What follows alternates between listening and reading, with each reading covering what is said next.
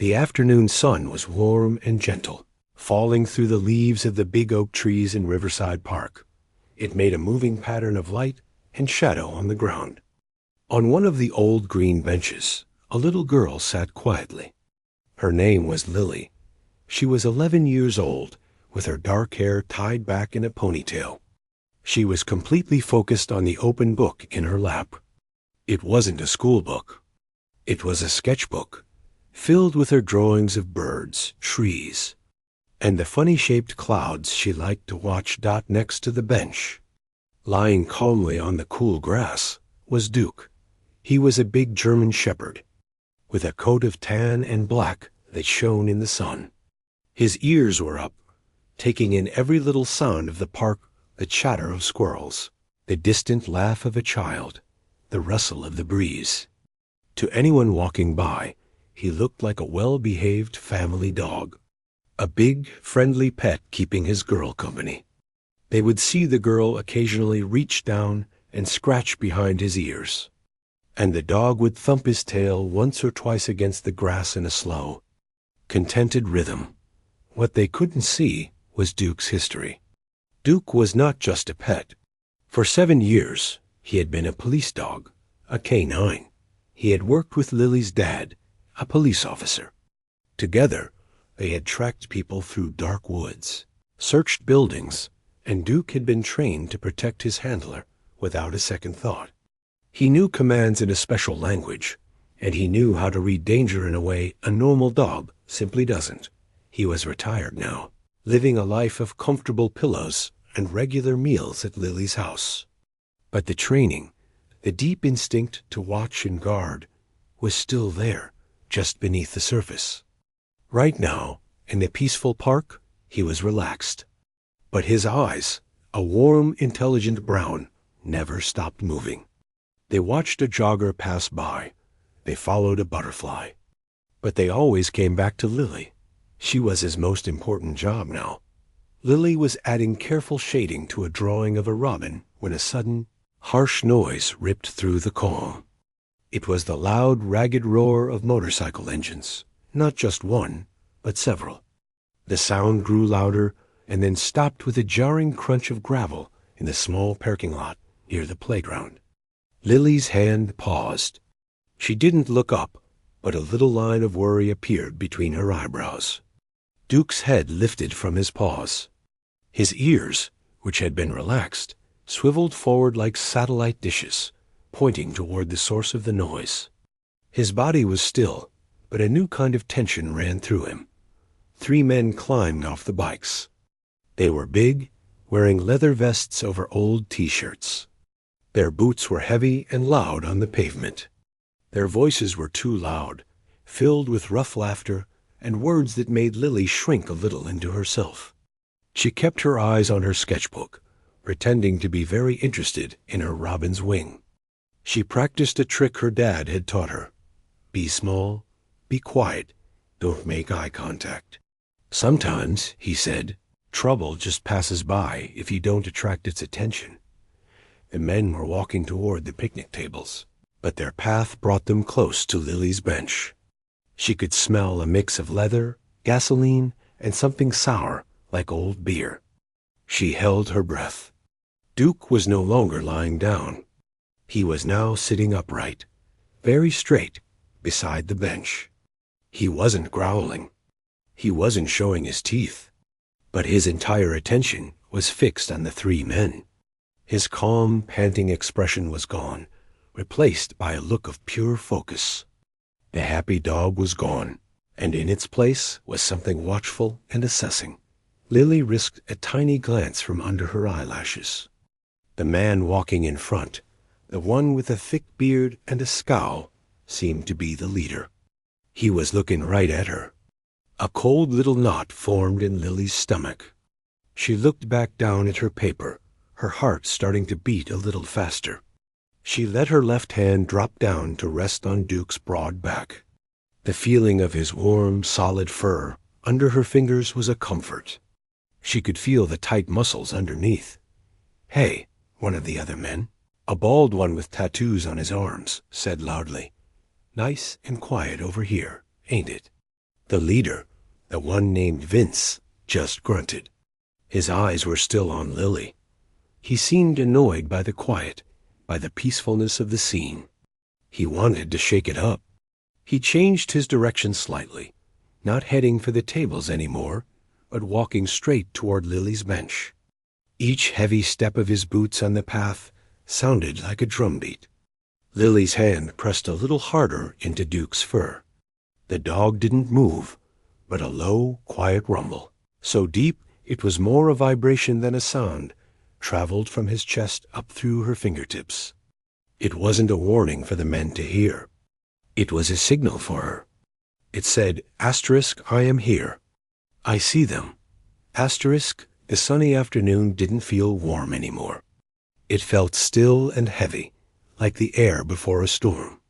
Lily held her pencil tightly, her knuckles turning white. On the grass, Duke waited, every sense tuned to the approaching men. The peaceful park was about to change. The man, Vince, stopped right in front of the bench. He was so close that Lily could see the worn stitching on his leather vest and a nasty old scar on his chin. He loomed over her, blocking the sun. The smell of stale beer and sweat was strong. Lily kept her eyes locked on her sketchbook, her heart pounding so hard she was sure he could hear it. "Drawing something nice, kid?" Vince's voice was a rough grumble. Lily didn't answer. She just gave a tiny, stiff nod, hoping he would go away. Out of the corner of her eye, she saw Duke. He hadn't moved from his sitting position, but his head was tilted up, watching the man's face intently. His body was so still, it looked like a statue. Vince smirked. He nudged the plastic water bottle, sitting by Lily's foot with the toe of his heavy boot. It wobbled and then fell over, the clear water spilling out onto the dry dirt. "Oops," he said, not sounding sorry at all. His two friends, the bald one and a younger one with a scraggly mustache, chuckled behind him. The sound of their laughter broke something in Lily. It was a mean sound. She knew she had to leave. Carefully, she closed her sketchbook and clutched it to her chest with one hand. With her other hand, she held onto Duke's harness, which was lying on the bench beside her. Her fingers trembled as she fumbled with the strap. "Leaving so soon?" Vince said, taking a half step to the side, blocking her way off the bench. "We're just being friendly. Let's see what you got there."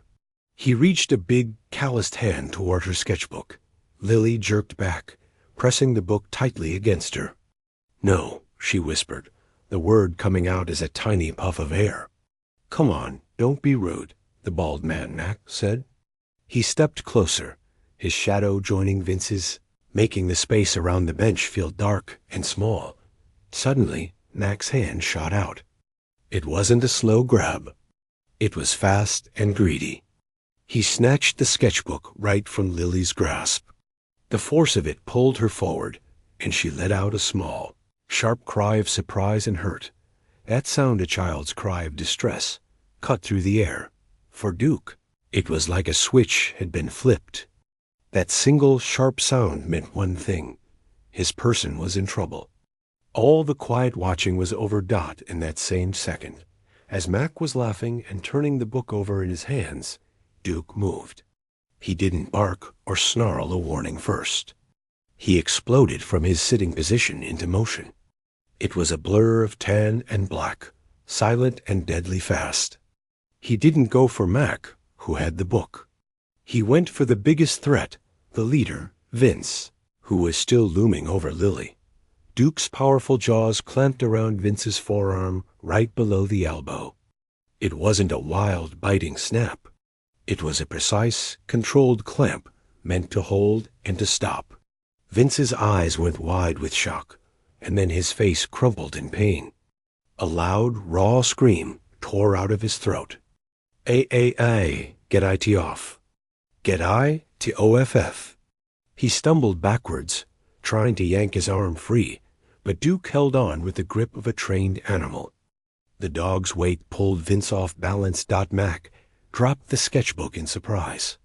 The pages fluttered and it landed in the dirt. "Hey!" he shouted, his laughter gone in an instant. He saw his friend screaming and the big dog hanging from his arm. Anger flooded his face. He swung a heavy kick at Duke's side, but Duke was already letting go. He released Vince's arm as suddenly as he had grabbed it. Vince fell back onto the grass, clutching his bleeding arm and moaning. Duke spun to face Mac, his movements fluid like water. Mac's kick missed, the force of his swing making him stagger. Before Mac could regain his footing, Duke lunged again. This time, his target was Mac's leg. He bit down on the thick leather of Mac's boot, but the force and surprise were enough. Mac yelled, his legs tangling, and he crashed down onto the path with a heavy thud, the air whooshing out of him. The third man, the younger one with the mustache, had been hanging back. Now he was frozen, his eyes huge. He looked from his two friends on the ground to the big German shepherd, which now stood between him and the little girl. The dog's mouth was open, his teeth visible, but he wasn't panting happily anymore. He was breathing hard, his chest pumping. His eyes were fixed on the young man with a look that was pure, cold focus. A low, continuous growl started deep in the dog's chest, a sound so menacing it seemed to vibrate in the air itself. Lily was shaking. Tears were streaming down her face, making clean tracks through the dust on her cheeks. Her sketchbook was lying in the dirt. One of her precious drawings, a picture of Duke sleeping in a sunbeam, was torn. Seeing that tear felt like a fresh new hurt, but she saw the third man move. His hand went to his pocket, and when it came out, it was holding something small and metallic that caught the sun. A knife. The blade flicked open. Fear, cold and sharp, shot through Lily. But another feeling rose up right behind it. This was her dog, her Duke, and he was protecting her. She couldn't just stand there and cry. She had to help him. She remembered the words, the special words her dad had taught her, just in case. The words Duke knew from his old life. She took a shaky breath, wiped her face with the back of her hand, and pointed at the man with the knife. Her voice didn't come out loud, but it came out clear and firm, cutting through the growls and the moans of the hurt men. "Duke," she said, her voice stronger than she felt. "Fass," the foreign command, a German word for grip or catch, hung in the air. The young man with the knife hesitated, confused by the strange word. Duke's head snapped toward Lily for a split second, confirming the command. Then he turned back to the third man. He didn't charge. Instead, he took 2 slow, deliberate steps forward, placing his body like a living shield directly between the knife and Lily. He lowered his head, his shoulders bunched with muscle, and the growl in his chest grew deeper, louder, more terrifying. It was the sound of a door being slammed shut. It was a sound that said, "The next move is yours, and it will be your last." The sound that came from Duke was not a sound you heard in a park. It was the kind of sound you might imagine coming from a deep, dark cave, a low and rumbling warning that vibrated in the ground and in the chest of the young man holding the knife. It wasn't the bark of a scared dog. It was the controlled, deadly promise of a professional. The young man, his hand shaking, looked from the dog to his friends. Vince was curled on the grass, gripping his arm, his face pale. Blood was soaking through the sleeve of his shirt. Mac was still trying to get his breath back, pushing himself up on his elbows on the path, his eyes wide with pain and shock. And then he looked back at Duke. The dog hadn't moved from his spot. His eyes were locked on the knife, but the young man felt like the dog was looking right through him, into a part of him that was suddenly very, very afraid. This was no family pet. The way it had moved so fast, so quiet, biting and letting go on purpose, that was training. The way it stood now, like a soldier holding a line, that was discipline. The confusion and meanness that had been in the young man's heart melted away, replaced by a cold, slick fear. The knife in his hand felt small and stupid. "Gee, just back off, Mutt," he stammered, but his voice cracked. He took a wobbly step back. Duke took one smooth step forward. The growl never stopped. It was a constant, living thing in the air. Lily stood frozen behind her dog. Her tears had stopped. Her whole world had shrunk to the back of Duke's head, to the tense muscles in his shoulders. She could see the knife glinting. A new kind of fear, cold and sharp, started to climb up her throat. What if the man threw it? What if he tried to run at them? But then she saw the man's face. She saw the fear in his eyes, the way his confidence had drained away like water down a drain. He was scared of Duke. The realization was like a tiny spark in her chest. She wasn't alone. Duke was in charge. Suddenly, a new sound cut through the standoff. It was far away at first, a faint wail, but it was coming closer fast. A siren, then another, joining in, creating a rising and falling scream of sound. Someone in the park, maybe someone from the playground, had seen what was happening and called for help. The sound of the sirens broke the spell for the bikers. The young man with the knife flinched as if he'd been slapped. The look of fear turned into pure panic. He flicked the knife closed and shoved it back into his pocket, his hands fumbling. "We gotta go. Now," he yelled, his voice high and tight. Max scrambled to his feet, groaning as he put weight on his leg. He limped badly. Vince tried to stand, but he stumbled, still clutching his arm. "Help me up," he grunted, his bravado gone, replaced by pain and urgency. They moved to retreat, to stumble back toward their motorcycles. But as they turned, Duke moved again. He didn't chase them. He didn't bark. He simply trotted a few paces to the side, his body low, his head up, and changed his angle. He was hurting them. He was cutting off their path back to Lily, pushing them further away from the bench, toward the open grass. It was a gentle, insistent pressure, but it was unmistakable. Every time one of them veered slightly in Lily's direction, Duke would take a step that way, his head lowering, and the man would jerk back. Lily watched, her breath caught in her throat.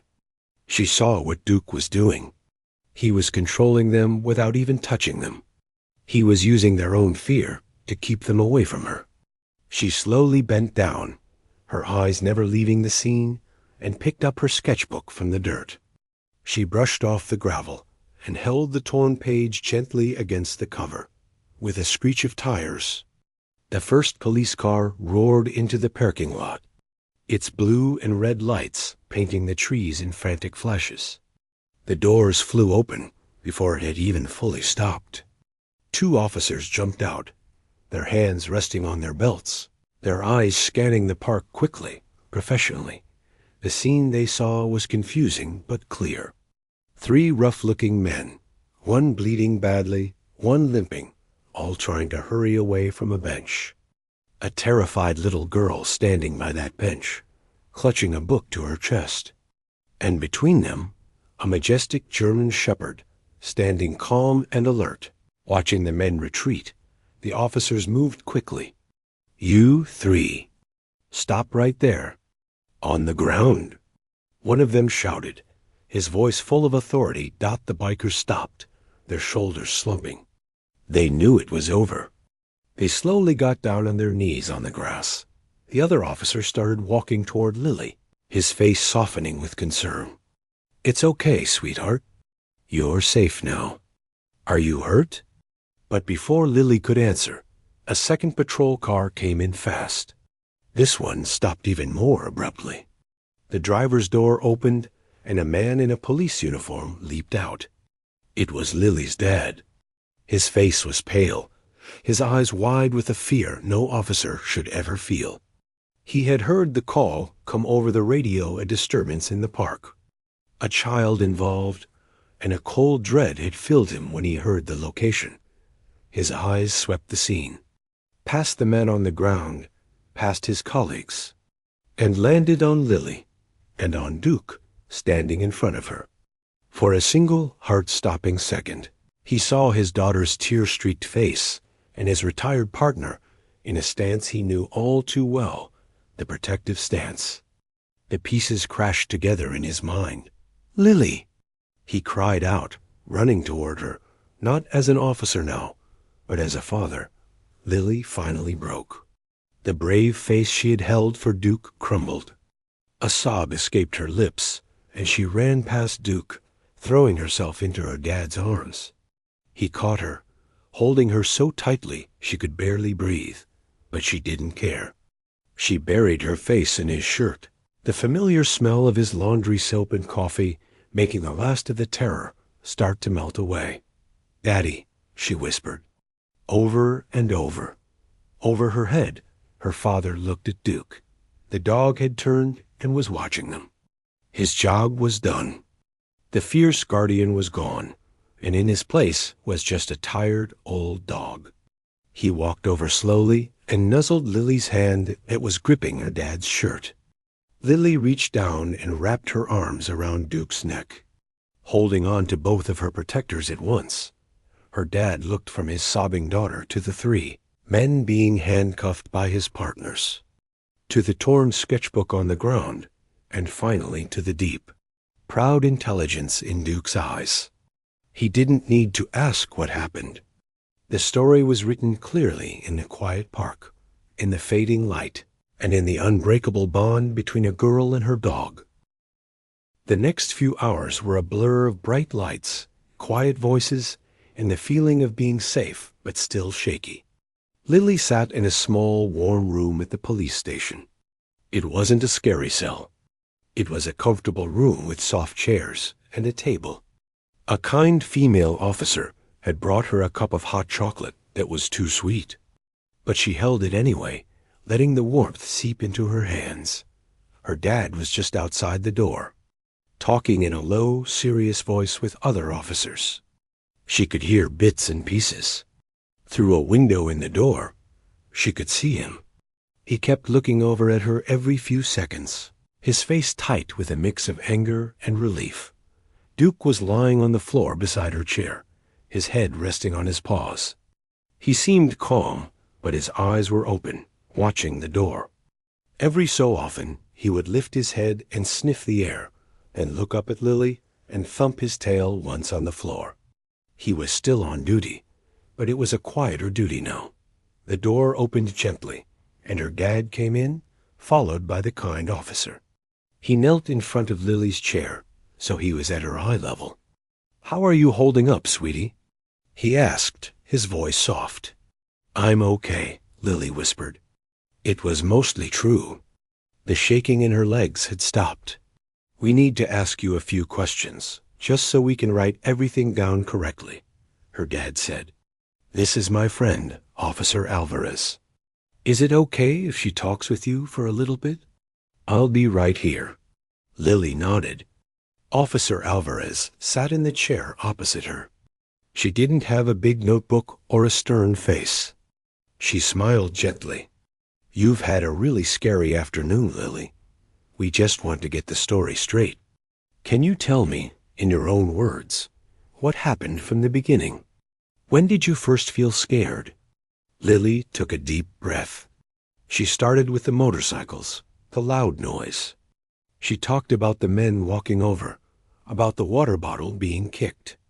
Her voice was small at first, but as she spoke, it grew a little stronger. She told them about her sketchbook being snatched, about the tearing sound. When she got to the part where she cried out, she looked down at Duke.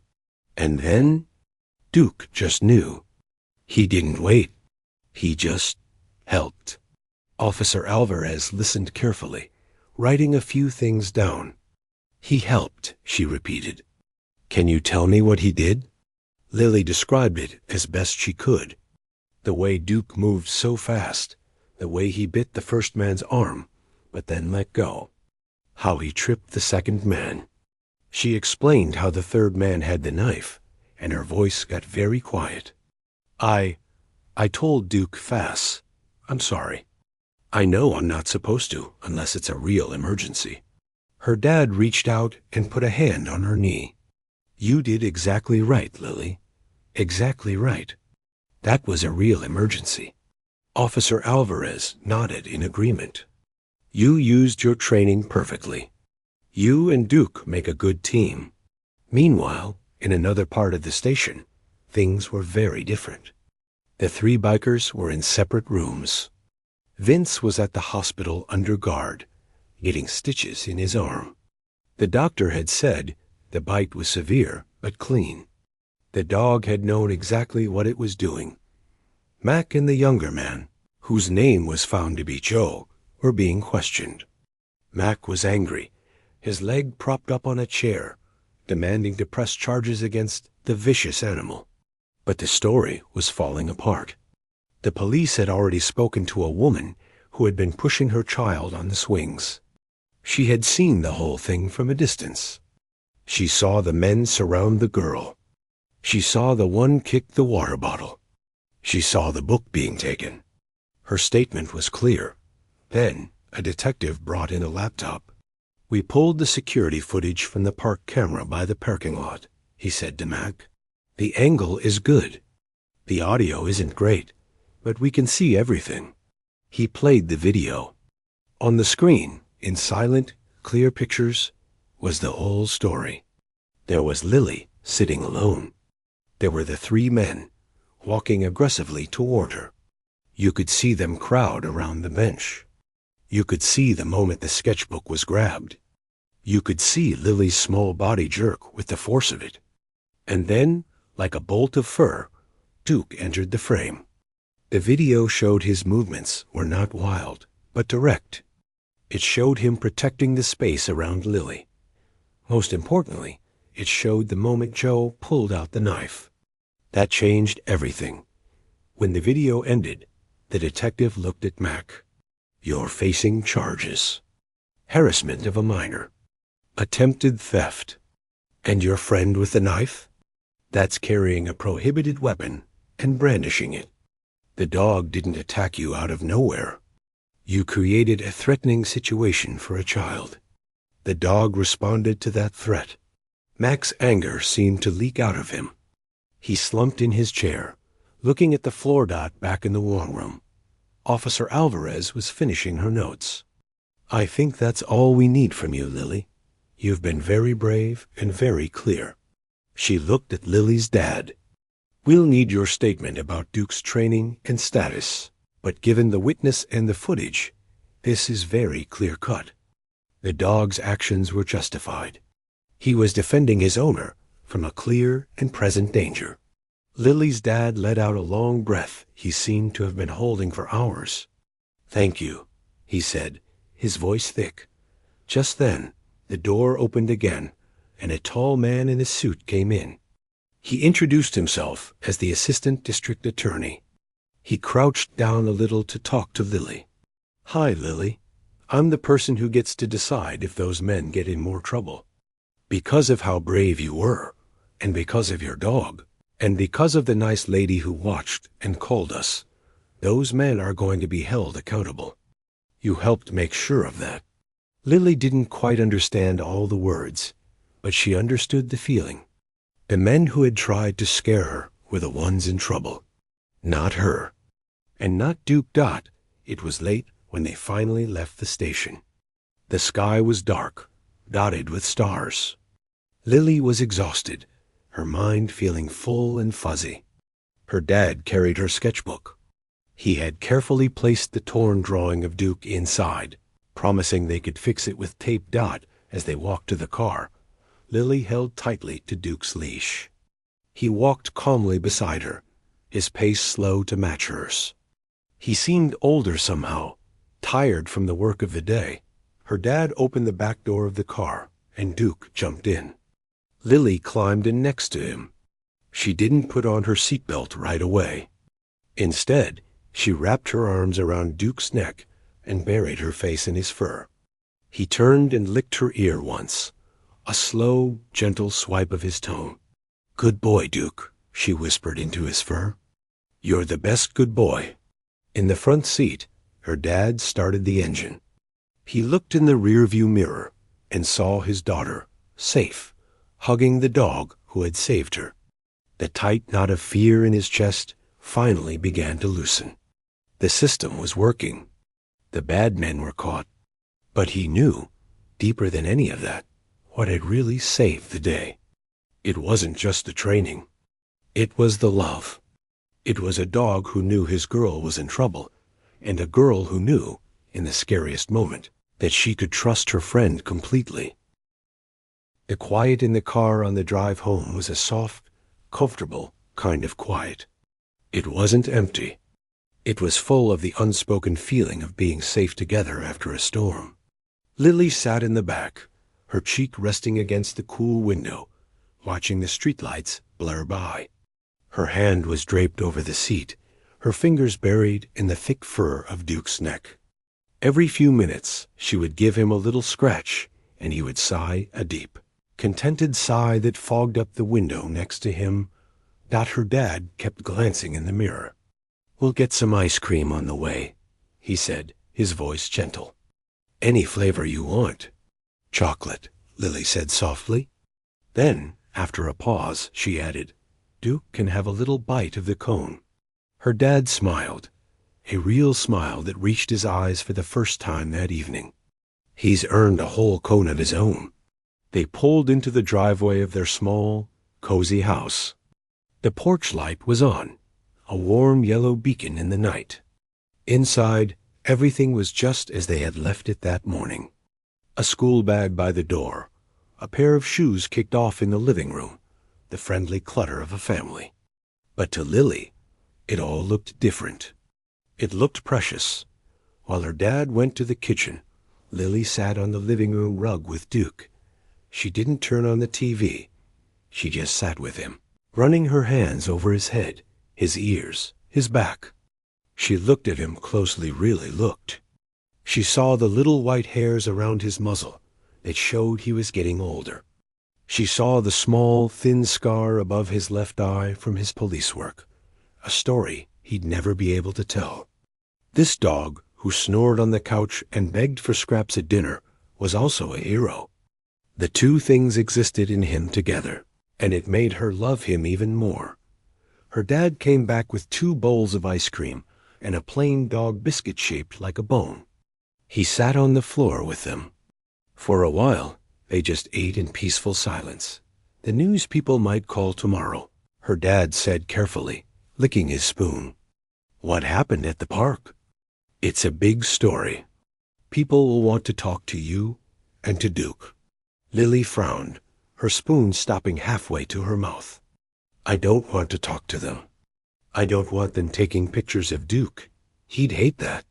"We don't have to," her dad said firmly. "We can say no. This is our family. We decide." He reached out and put his hand on Duke's head. "His job was to protect you, not to be on TV. That job is done." Lily felt a wave of relief. She wanted everything to go back to normal. Or maybe to a new kind of normal, where she felt a little braver. The next day, the story was indeed in the local paper and on the morning news. The headline read, "Retired Canine Protects Girl from Assault in Park." They used an old, handsome file photo of Duke in his police harness, looking serious and noble. The article talked about his years of service. It mentioned Lily only as a brave young girl and her dad as a local officer. It focused on the facts. The men were charged.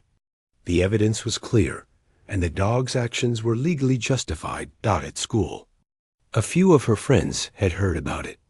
They asked her questions, their eyes wide. "Is it true your dog fought off 3 bikers?" One asked. Lily thought about it.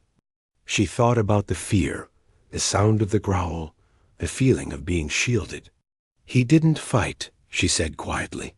"He just told them to stop, and they listened." That felt like the truest way to explain it. Life slowly settled into its familiar rhythm.